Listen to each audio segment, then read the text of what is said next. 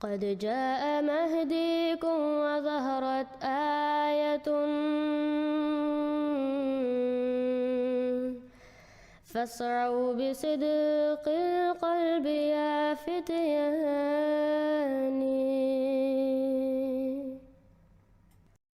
अस्सलामुअलैकुम वरहमतुल्लाहि वबरकातुहू।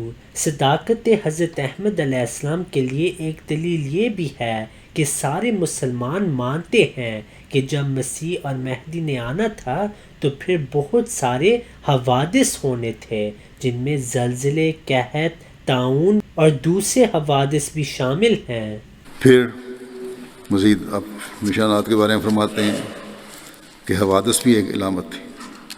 मुख्तलिफ़ किस्म के आफतें आएंगी, हादसात होंगे।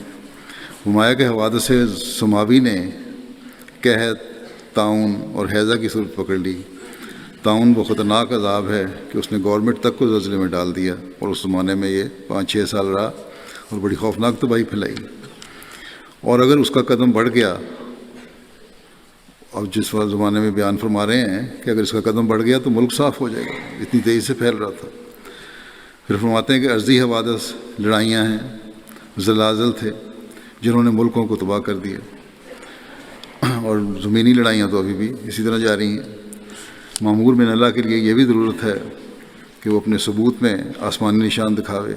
If you have not yet subscribed, make sure to subscribe and click on the bell icon so you can get notifications for every new video. Also make sure to like and comment on the video and follow on Twitter and Instagram.